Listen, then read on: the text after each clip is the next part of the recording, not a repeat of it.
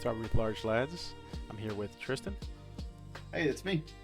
and we're going to do a tier list on the best artifacts in fantasy. And we're doing its best as in kind of just our favorite. So it's totally subjective. And for the tiers here, we have Goat, very cool, cool, and cool if you're a peasant in the medieval ages. Well, actually, I'll say before we get started, we'll say check out the Winter Reach trailer and wishlist it on Steam if you haven't already. That's kind of really what this whole channel is about. We could just do these tier lists for fun. So, on to the tier list, though. And first, did you have something? I'm here. I'm ready. Rocking and rolling. So first we have the Blades of Chaos from God of War. Yeah, I'm pretty sure that I'm designed to have these. They made these for me as a person. So. Yeah, I don't think you can pick them up. I think they're pretty huge, aren't they? I think that you couldn't pick them up. I think I could pick them up pretty easy, actually. I'm not gonna lie. I actually don't know what's special about them. Like power-wise, I just know that they're cool. Yeah, they're pretty sick. I also do. They have primordial fire, like at least in Ragnarok. I don't know if that came from the OG series or not, but they are pretty cool. The dude kills a bunch of gods with them. Kills the whole Greek pantheon. With Yeah, them, I mean, I think as far as weapons go, that are actually like magical, they're pretty cool. they're probably the strongest. They're probably the strongest one here, and it's not even close. I'd actually say Definitely, when I think of video game weapons, yeah, it's just pretty much the top of the list. It probably is the top of the list of like ones that you like that are like well known. Yeah, probably this, like the energy sword from Halo, or yeah, it's pretty much this. it, isn't it? Yeah, Maybe I don't know. I know like Zelda, maybe what's the Master Sword. Yeah, the Master Sword, but Yeah. obviously I haven't played it, and I think that those are like maybe the ones that you would think about. Yeah, certainly. If you're going by like which console, it definitely Sony's big one is the God of War, is the Blaze of Chaos, and they're probably the most well known. I think they're the most well known and the coolest of all three of the options, really. Yeah. But I mean, their scope and scale is just bigger than the others, and it's not even close. So what are you thinking? Cinematic. Goat. I mean, honestly, like that Goat? might be. It might be. I'm cool, very cool, but we might be moving that. All right, later we might move it up. Yeah. But we know it's at least very cool. It's very cool. Very cool. Next we have Dawnbreaker from The Elder Scrolls. Yeah, I think Dawnbreaker looks cool. I think that its impact in gameplay isn't as cool as it should be, and I think that the worst part about it is that you have to deal with Meridia to get it. You do, and this is like kind of a somewhat irrelevant point, but also you get a lot of gold from that cave, from that dungeon. Yeah, you get a ton of money going in there. It's like 30 gold in everybody's pocket, and there's like 100 pockets to pick from. And it's also, I don't know if you know, it's like one of the only ways to get. It's like a closed Imperial helmet that looks like a Spartan helmet. It's like one of the only ways to get it. There's like two of them, I think, and one is in that cave, like just on the floor. Yeah. But it's talking about. Meridia is not that cool. It's a problem. The sword looks cool though, and if you play base Skyrim, it's pretty dope. Yeah, if they fleshed her out more and maybe care more about what she's saying and what she's doing, like I'd probably like the sword a lot more. The problem is that she just like says, "You touched my beacon, go get this, go get my sword, and now go do my will." And it's like I don't actually care about your will. Yeah, why would I even care? And it's pretty niche in application. Well, maybe not niche. Like it's really good in like all of, like all of the ruins, but like it's like enchantment. It doesn't really do anything for you. Like it's kind of unnecessary. Like there's a ton of weapons that do really good. So it's like, do you really need one that does particularly good against Draugr? Are you thinking eh? Yeah, I'm putting that in that. Okay, I'm thinking eh too. Next we have the Elder Scroll. The problem with the Elder Scroll is that if you use it, you go blind for 99% of people. You really got to be the Dovahkiin to not go blind using it. It's because he's blessed by Akatosh. But that doesn't change the fact that you do get to see through time and space with him, which is kind of cool on its own. It is kind of cool. I mean, how many people get to say they carry around an Elder Scroll in their back pocket? You'd be a pretty cool guy if you had it. Do you think? Do you think because of its significance that it's better than? Oh yeah, Dawnbreaker? Okay. Definitely. Just because it's more significant. Yeah, I mean, even if you make me a peasant in Elder Scrolls and I have an Elder Scroll, I am way more important than some loser who has Dawnbreaker who just picked it up and was told to go do my will, and he's like, I'm actually not going to use this weapon. It's going to be in my inventory forever. That's a good point. I mean, people are begging, people are scouring the lands for Elder Scrolls. Nobody's looking for the Dawnbreaker. So we're thinking that's the cool. difference. We're thinking it's cool. Okay. I think it's a cool weapon. Or Next, a cool artifact. Yeah. Next is Excalibur. Excalibur's awesome. Wow. Okay, so what does Excalibur do other than just be a sword that's in a stone? Does it just show you who the king is? Show you who? Is it more of just like a tell you who's worthy type thing? It is to tell you who is worthy, but you have to be worthy to pick it up, and when you are worthy of being the King of England, which is on its own pretty cool. If I picked up a sword and they said, "Okay, you're the king," I would be pretty stoked, actually. Personally, I don't know about you, but I mean, it's just a really cool concept. It's not really just Excalibur; it's kind of everything that was inspired by Excalibur, right? Like, how many items that indicate the chosen one have there been since Excalibur has been written? You know what I mean? Yeah. Tons of items, tons of stuff. It's inspired a lot. It's kind of a big deal in writing, really. And that's kind of what makes it cool. In a vacuum, in its own story, do I really care too much about King Arthur and the fact that he pulled the sword from the stone? Maybe not. But I really think it is cool that it created its own genre of item. Yeah, so it's like the importance of it is. Yeah. Okay. I mean, I'm thinking it's cool, but it's not that cool. Like if you ask me like coolest weapons, yeah, it's far down my list. It is pretty, and that's reasonable. I will say. But I will say because of its importance, it's actually because to me it's cool if you're a medieval peasant. It's certainly cool if you're a medieval peasant, actually. But it's cooler because of like how, I guess like the importance of like, it is like a storytelling prop. Yeah. I gotta say, it does have one of the coolest names of all time, though. Excalibur is dope. Some dude's wielding Excalibur, you know he's probably a pretty important guy. Yeah. And next we have the Holy Grail. Yeah, the Holy Grail is cool as like it certainly is a MacGuffin. The fact that it can make you immortal, yeah, it is literally like one of the most OG MacGuffins. It might be. It's pretty far down there. Are we talking about the Holy Grail that you drink and you become immortal? What are we? You tell me. I don't know. I thought I thought Monty Python or whoever just went and found it. I actually don't even know the importance of it. Yeah. All right, Holy Grail. Yeah. I'm thinking it's well. So we talk like so what? So if you drink from it, you become immortal. I don't know if that's just the Arthurian legend. So biblically speaking, it's supposedly the Grail that Jesus drank from in the Last Supper, which kind of means that its importance is up to you individually, like religiously speaking. I guess. Agree, and I don't want to be insensitive here. Okay. But well, I'd say no matter what, if you're a medieval peasant and you have the Holy Grail, that is kind of cool. I was gonna say, we know at least for a mythical fact that drinking from it does not technically make you immortal in that sense. Then. Well, I mean. Hey, Jesus is immortal. He drunk from it.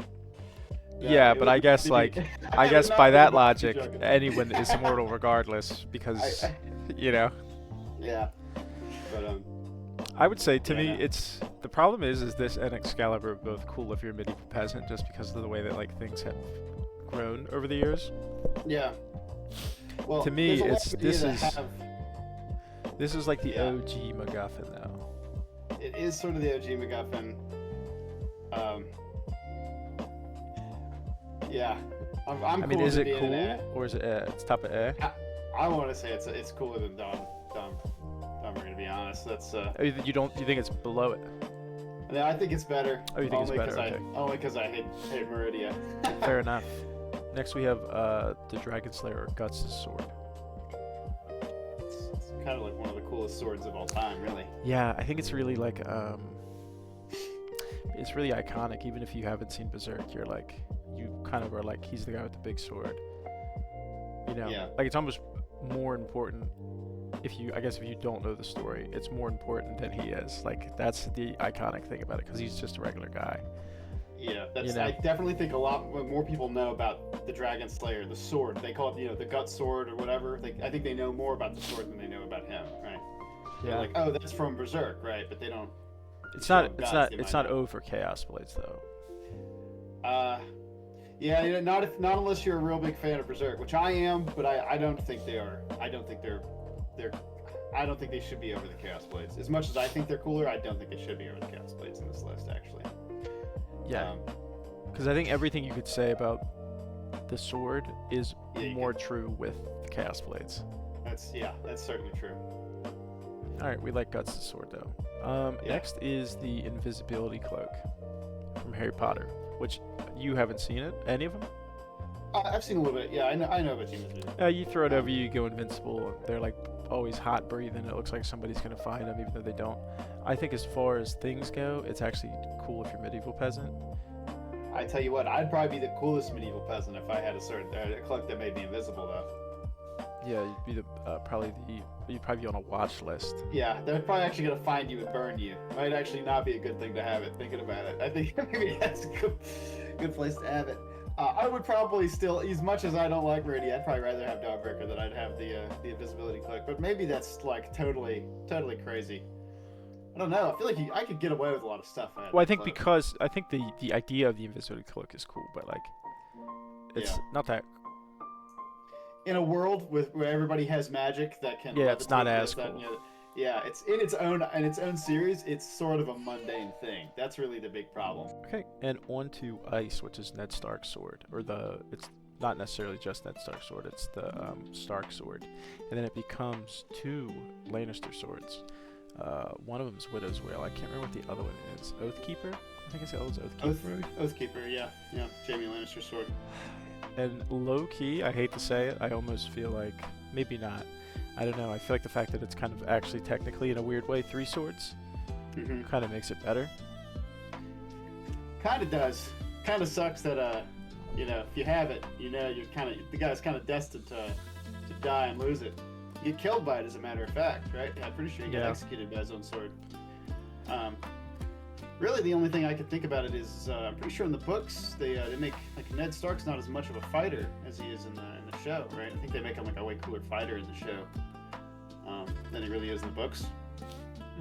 Well, I don't know. He's not. He doesn't really. He has like one kind of duel with Jaime Lannister. And that's about it. Yeah, that is true.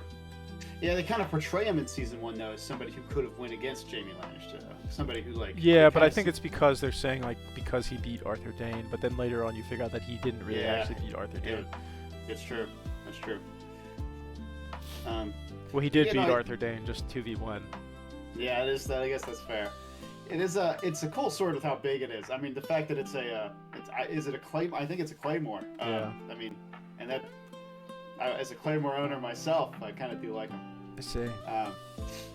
But so it's like a Chevy Ford thing. You're either a Claymore or a broadsword kind of guy.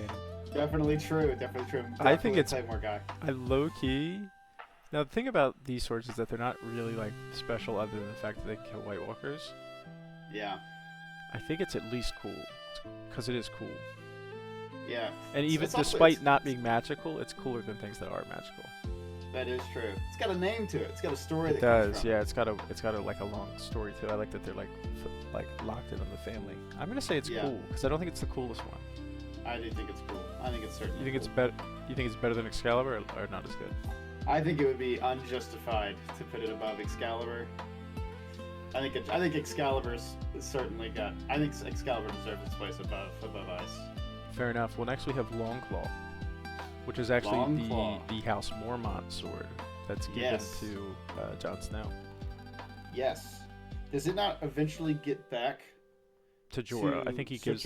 Does he give? Mormont? No. He tries to give it back to Jorah, and Jorah's like, nah, yeah, bro. Actually, was it Jon Snow or was it what's the big dude? Was it not him that tried to give it back?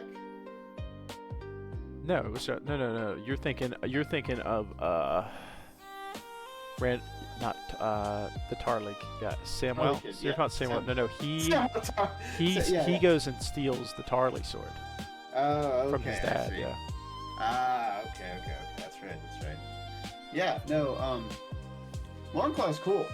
Jon Snow's cool. I mean, the whole show like kind of puts him as like this, and he kind of is a really cool dude. Like everything he does is, I mean, I really feel like the show would be like 3 tiers lower without Jon Snow and everything that he does in the story and how much he impacts it. And the fact that he earns a sword, right?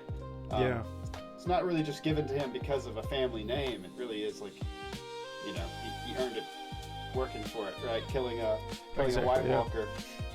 I mean, doing his job. I don't know if it's an F tier take, but I think it's better than Guts' sword, honestly. I don't think it's better than Guts' sword. It's better than Excalibur. I think it's way cooler. It's way cooler than Excalibur. Like, I think, and it's not even like magic. It is magic a little, but it's. Well, here's what I'd ask: in 150 years, how many swords are going to be inspired by Longclaw, and how many swords are going to be inspired by Excalibur? I think that's probably not the greatest way of looking at it. I would say, because I think things, even you could have a sword that's inspired by Excalibur that's cooler than Excalibur. True. I guess my I mean, that's like and you know, obviously if somebody, you know, might not like this, but it's like all fantasy is inspired by, for the most part, by Lord of the Rings, right? Sure. Okay. That's like saying that no fantasy is better than Lord of the Rings, and that's not true. I guess my real point is the Song of Ice and Fire going to have the longevity of Excalibur, of the Arthurian? Now, do you think longevity is what makes something like maybe not cooler? Maybe not, but I personally I think I like Excalibur more than I do Longclaw. I think I'll give that to you, but I think that's I low-key disagree. I think that Excalibur's cool because like Excalibur's actually only cool if you're a peasant, in my opinion. But it's cool because everybody knows what Excalibur is, but it's just because it's like an old tale. That doesn't mean it's like actually like, to me, like on its own, it's like, and I guess it's you know, all the artifacts are kind of always like the coolness is based on the story. So I guess like if you take them in a vacuum, like, yeah, probably Excalibur is kind of cooler because it has like a magical property. But like with like the story, like to me, like I just don't find like King Arthur stuff really even that interesting. So maybe, I mean, it's kind of like there's so much King Arthur stuff that's come out like in the last 200 years that kind of adds on to it. Yeah, but it's always just remakes of the story. It's not like it's like. Sure, but it doesn't mean that it's any less cool because there's more stories with Excalibur in it than less. Yeah, first off, I can't think of a single King Arthur movie that's even good. Wouldn't be movies, it's a lot of books, a lot of games, really. Yeah. Yeah, there's the whole Fate series, which, I mean, if you want to include that, which I'd say that's cool enough, I guess. I think it's cooler than Longclaw. But if you want to we'll give it to you. Well, we'll give it to you here. We'll give it to you here.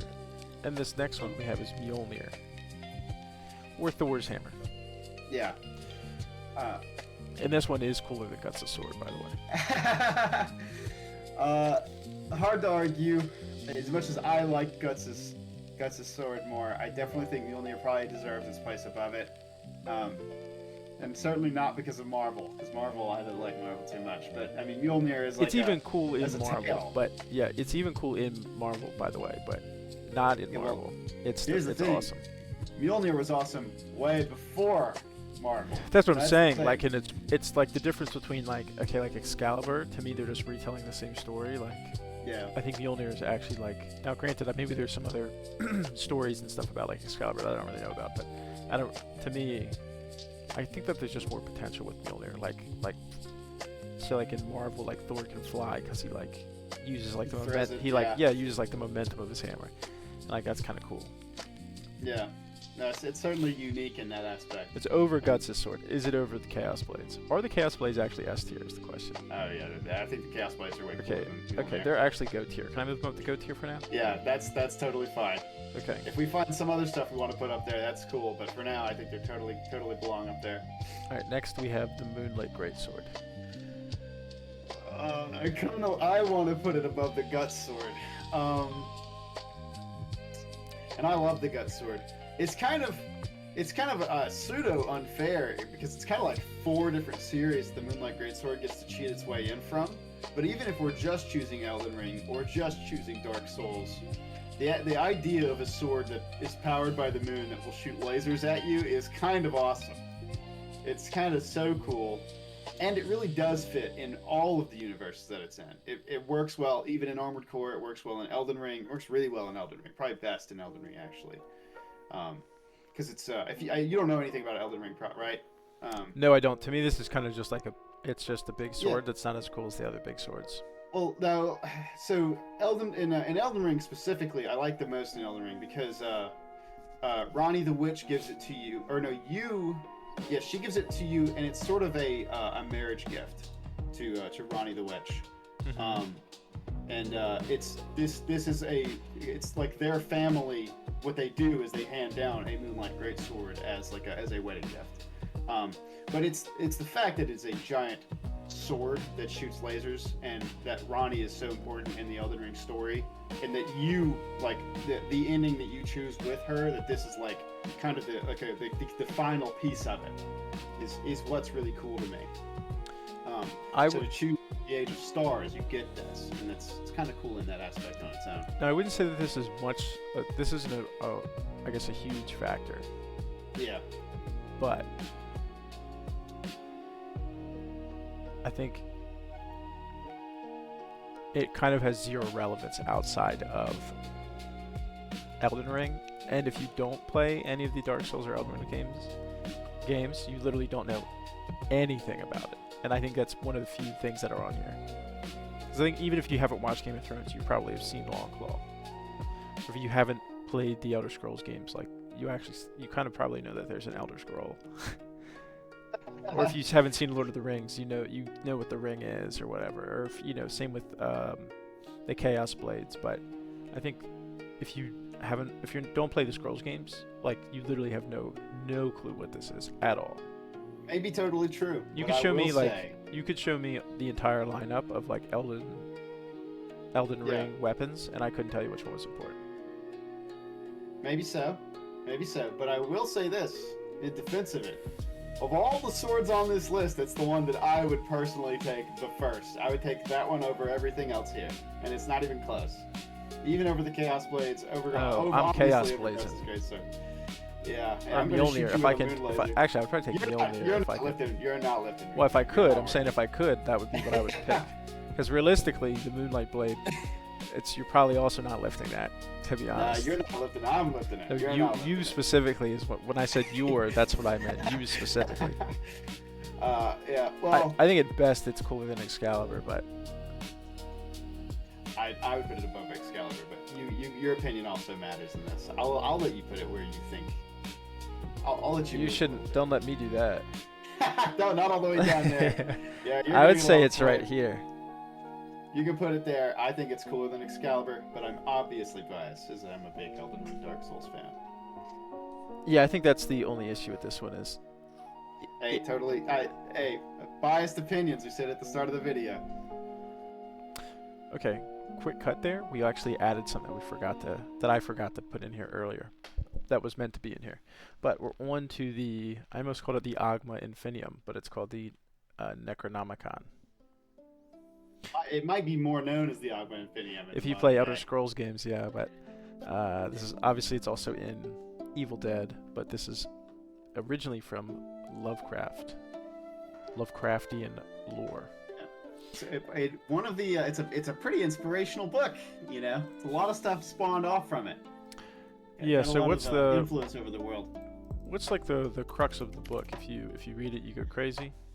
Well, it's sort of a fear of knowledge is kind of a big thing in Lovecraft, and it is sort of the idea is that what is contained within it. If you were to learn that knowledge of it, you would go crazy. Yeah, like because forbidden you can't knowledge comprehend kind of it. type action. Yeah, you can't comprehend it. Yeah. That's a lot of Lovecraft is based off of like you're beyond its imaginable horrors beyond human comprehension. It's kind of a big deal. They kind of do it over and over again, actually. Yeah. I think it's cool. It is really cool. A book that if you open and read, you go crazy is actually a pretty sick idea, especially one that definitely holds the treasures and the secrets of the universe within it. That's why I would just skim through it. Yeah, I mean, if I open it up, I'm gonna be cool. You might not, but yeah, I would write like go to page 63, and then you go to, and then you just go insane right away because page 63 is the one that. Yeah, that's the bad one. All the other ones are okay. That's like the really bad page. Yeah. Maybe that's actually what it is. It's like if you read it, you go crazy, and it's because like it's really just one specific page, and like if you had stopped before that page, you wouldn't have went crazy. Yeah, that's actually probably accurate. No, I'm cool with that. I think that's pretty true. I'd test it out. I'd try it. I'm thinking it's very cool. I think it's very cool. Think it's behind Guts or think it's over Guts? I think it's over Guts. Think it's over Mjölnir? Yeah. Personally, yes. Throw it over Mjölnir. I like it there. Yeah. Necronomicon. Very cool. Very. All right. Next we have Needle from Game of Thrones, which is Arya's sword. Arya's sword is cool. She's cool. It's kind of like played off as a joke a little early into the series by the people who come across her, with the Hound kind of laughing her off for what she does and kind of teaching her a lesson about it. But it's and that one Lannister soldier steals it. Yeah. And then she does it pretty bad. Yeah. Yeah. Which is an awesome scene. It is. Honestly, every scene where Arya kills somebody is kind of a good scene. Yeah. She's a good a B plot to every season. Honestly, I always like her parts in the story. I think it's cooler than Ice, actually, mostly because I think it's more important to the story than Ice. I think it's low. Yes, it certainly is. The question is it cooler than both of these? It's not cooler than Moonlight Greatsword to me. Not to me. As much as I like Arya, I love the sword that Ronnie, my wife, gives me more. So it's a bit unfair in that department, I'd say. Yeah. Yeah. A bit unfair. Okay. We'll put it there. It's in cool. Yeah, I think that's a totally reasonable place for it to be. Next is the Philosopher's Stone, which is basically a stone that, which it's also in Harry Potter, but this is kind of more just in general, not specifically in Harry Potter, but it's a stone that is used in alchemy generally to create gold or precious metals. It's used so it can create anything. It's kind of what's important about it. And that's what you would make out of it if you wanted to be wealthy. But it's a really cool idea to have something that can be anything, right? And it's also cool that it is like such a big deal that it is in a ton of different stories, like including Harry Potter or Full Metal Alchemist or anything else. I like the idea of the Philosopher's Stone. Not so much in its base format, right, as of just a rock that can turn into gold or whatever precious metal you want it to, but more in that it like in the way it works in any other series, because in other series it immediately becomes cooler because it has more flexibility, right? In Full Metal Alchemist Brotherhood gives you like way more power because you can pull more of a resource. You have more of a resource to give in equivalent exchange. What does it do in Harry Potter? Is it still just a transmutation rock? Right? No, because it's something that they're going to use for evil. Let's see, what do they use it for in Harry Potter? The Philosopher's Stone. HP, we're gonna call it Harry Potter. Follows Harry Potter, young wizard discovers magical heritage. Okay, well, I know it's the first one, but can we, what specifically do they use it for or what is he trying to use it for in Harry Potter? You're asking the wrong guy, man. It also produces the elixir of life, which makes the drinker immortal.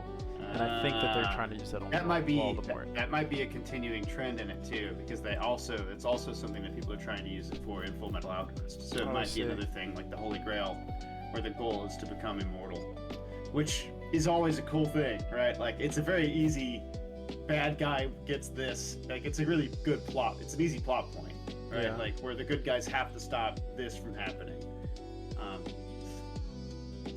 And that's always kind of cool, you know, the threat of a bad guy becoming immortal. But the problem is that it really almost never happens. It's kind of the issue with like these sort of things. You always know how it ends. Like they almost never get them. Yeah, except for the only thing I can think of is like all the Infinity Stones, right? Yeah. But then they kind of just like rewind time. But it makes sense too because there's like a time stone to begin with, so it's not like they add it later to fix it. There's precedent to it, and that's why it's okay. Yeah, it's not just a Deus Ex Machina, you know.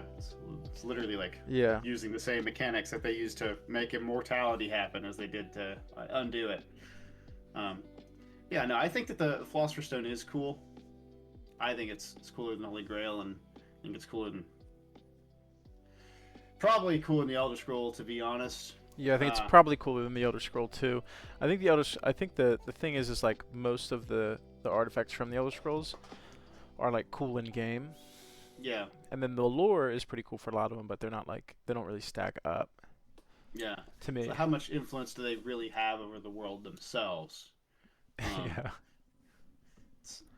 The Elder Scroll, it's more like it has the potential to do stuff, and it's like it gives you the tools to go look back in time and get the dragon wrench shout, but it itself isn't like it's not valuable to most people. Most people can't really do anything. Yeah. I would say it's over Excalibur. I think it is over Excalibur. I'd say the ability to become immortal for anybody is a huge demand. I think everybody thinks that's cool. Yeah. So next we have the sorting hat. It's the nerd item. You think it's a nerd item? I think it is too. I think it's cool. I think it's a nerd item. I think if he wasn't mean, it would be really lame. I think the only reason it's cool is because he's mean. It's because it's funny. It's funny. Because it's funny. I could do the role of the sorting hat, though. I mean, like, I'm like, oh, you're a little emo edge kid? Okay, you get to go to fucking... the job. Anyone could do the job, I think. But... yeah, it's kind of like why it's the least important artifact here. Is like, not any sword could be the Moonlight Greatsword or whatever. Maybe they could be for Sting, but this hat, I mean, I could go do this hat. You give me a seat, you tell them to come up here to me, and I'm going to tell them exactly where they go. And I could be mean to him too, actually, funnily enough. I think it's cooler than Dawnbreaker. I think it is cooler than Dawnbreaker. I low-key think it's cooler than the Holy Grail just because it's funny. I do not. I don't. We'll put it there then. I think it's cool there. Next we have Sting. Is that what it's called, Sting? I think it is Sting. I think that's, unless that's a different sword. Pretty sure it's Sting. This is from Lord of the Rings and The Hobbit. It's what detects orcs, glows up and detects orcs. Yeah. Which doesn't seem super helpful because I'm trying to hide. I don't want it glowing. It's like having an app on your phone that rings if you're in danger, and it's like, okay, what if I want to hide during the danger? You know. I guess the point is for most of the time you actually wouldn't want to hide from them. You just want them to not get the drop on you. True, I guess, yeah. Yeah, it's just from the animated Lord of the Rings, all the orcs are singing the whole time. Yeah. So it's like, do you really need something to tell you when they're there? When they're on their way? Yeah. Yeah. They might smell bad enough, really. Yeah. It's like, I think there's orcs nearby. It's like, because my sword's glowing. It's like, really? It's not because they're singing. If there's a whip, there's a way. Yeah. The problem with it is I honestly think if you put this in any other series, I don't think anybody thinks it's very cool. I still don't think it's very cool, honestly. I think it's iconic. I don't think it's actually cool, though. Yeah, I'm totally with you on that. I'm totally with you. I would even put this under Dawnbreaker. Oh, yeah, I was going to say, like... This is probably under Dawnbreaker here. Is it cool? Do you think it's cool if you're a peasant?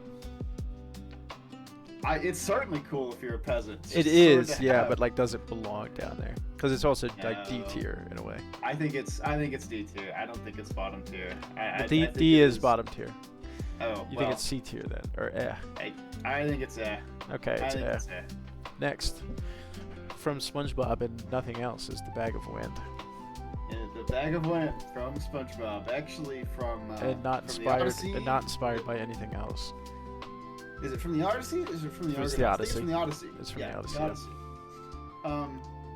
It's a bag of wind that you get that says, "Hey, now your whole journey is going to be way easier and way quicker," and then is immediately used as a tool to set your whole journey off course, have your people betray you, and then you lose half of them.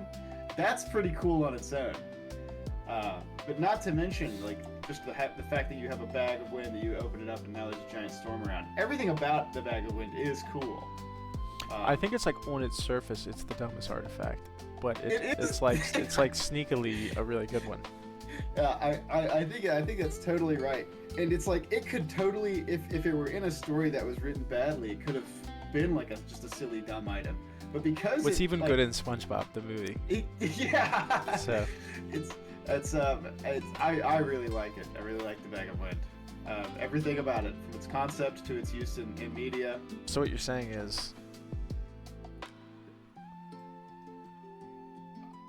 Not above the Chaos Blades for sure. Certainly not. I don't know if it's above the Necronomicon. I think it's above Mjölnir.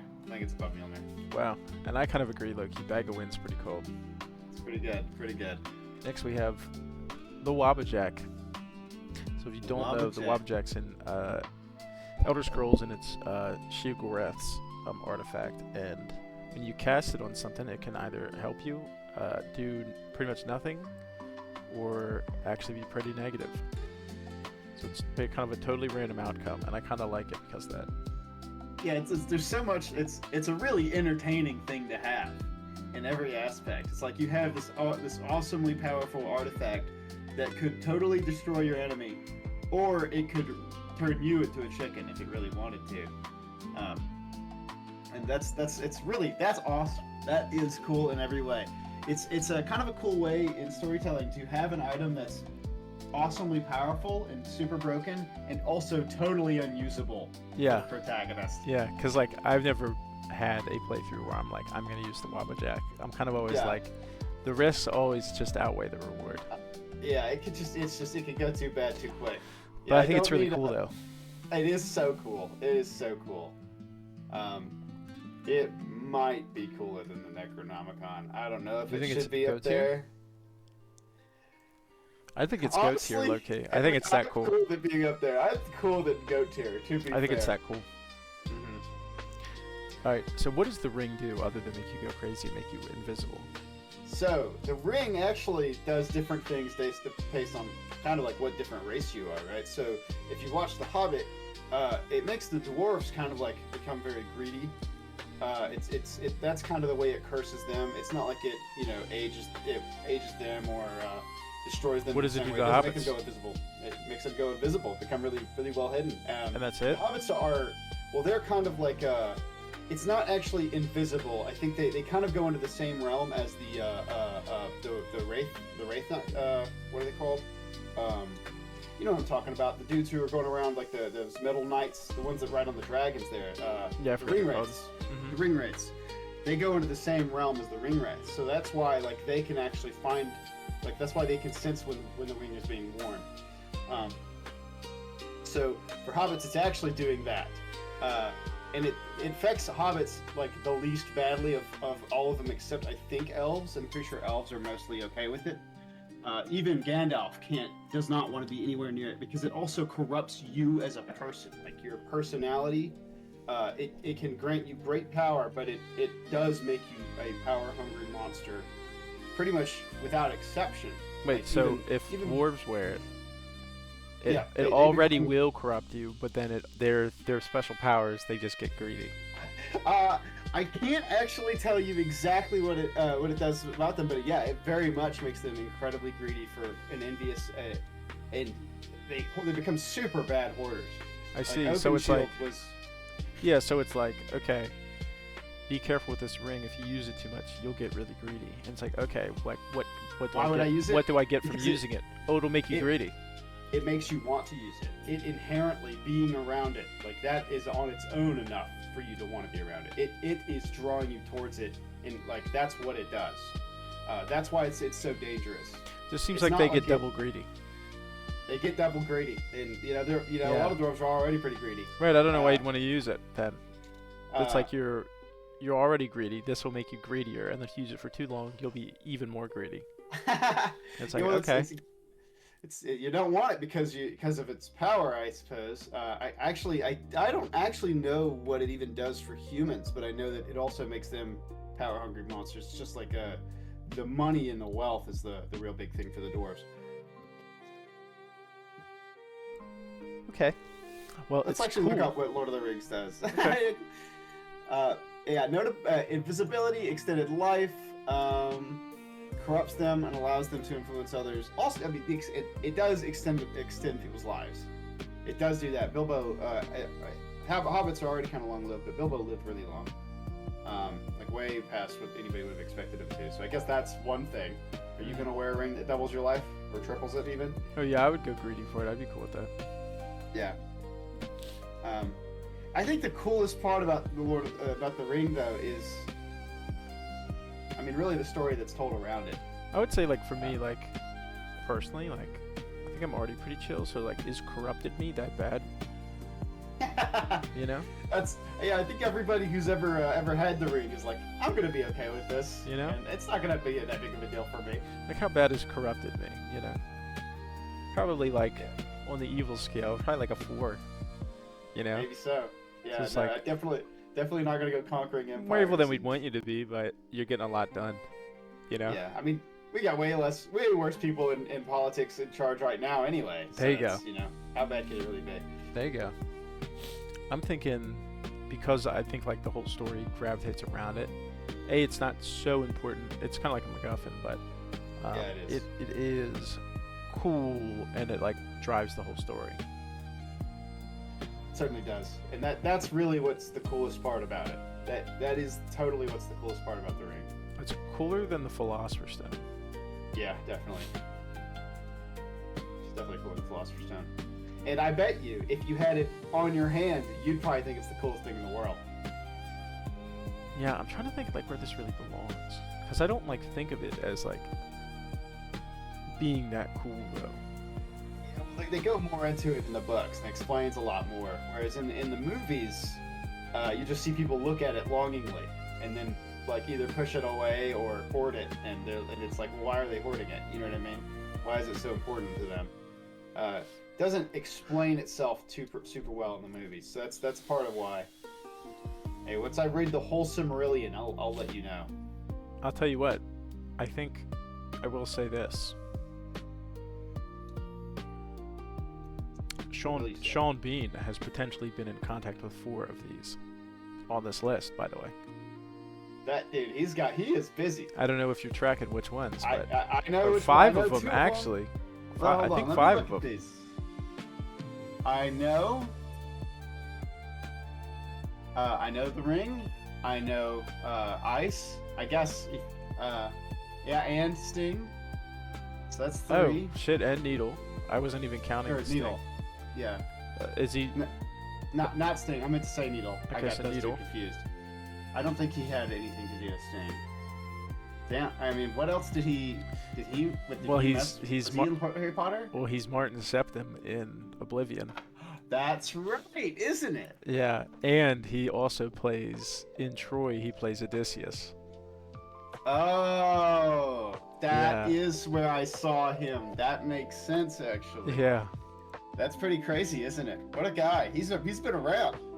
Sean Bean, we like him. He's got a long list of cool artifacts that he's been around. So it turns out, really, instead of dying in movies, maybe he's actually should be more well known for being around all of the artifacts in movies, because he's also in National Treasure or whatever, and I forget what the artifact that they're looking for in National Treasure is. You talking about the like the one that they steal, the Declaration of Independence? Oh, that's what it is. Kind of an artifact. It is an artifact. In like 1,000 years, it might have that, vibe. I think it kind of has that vibe now. I mean. Oh yeah, but not like a myth. Well, I guess I don't know. Kind of, it's a good point. It kind of is mythical. And our last one, is. which we had to add because I forgot, is the compass in Pirates of the Caribbean. It shows you whatever your heart truly desires. An awesome power to have.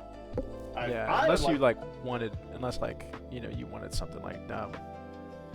Well, even if you wanted something dumb, maybe you don't have much direction in life, and maybe you need that direction. For me, I'm pretty sure if I pick it up, it's just gonna point me towards the nearest cheeseburger or restaurant. That's what I was gonna say. You would be off course every time you got hungry, yeah, and you'd be like, "I have to eat." I can't remember which way to go. We have to eat really quick. Yeah, I could be halfway towards $1 billion. I gotta stop at the nearest Wendy's. And it's like, all right, you ate what now? And it's like, well, I guess that's not really what I wanted because it's telling me I actually want to go to Five Guys instead. So yeah, I think it is cool though. It is certainly a cool item. A lot of ways to be used in the story. I think it's sneaky, very cool. I think it is sneaky, very cool. I think it's right by Bag of Wind. I think it is right by Bag of Wind. I would actually rather have it than Mjölnir for sure. No, I would rather have Mjölnir. IRL. What? You're not picking up Mjölnir, bro. It's fine. You're not picking up Mjölnir. Would I rather have a compass that can show me what I want, or would I rather have the hammer where I can just go get what I want? Yeah, man. No, go get what you want with Mjölnir. Like the list? Yeah, this is a cool list. I think it's a good list. All right. Well, hey, appreciate everybody doing that list with us. Like, comment, subscribe. Check out the Patreon and the Steam page in the description, and stay tuned for any more Winter Reach Emporium updates. Hey, feel free to complain about whatever list you want it to be, man. Put them wherever you want. Tell us that in the comments. Good point. Yeah, and then also if there's any list you want to see, drop them in the comments. Love making lists. All right. Bye, guys. Bye.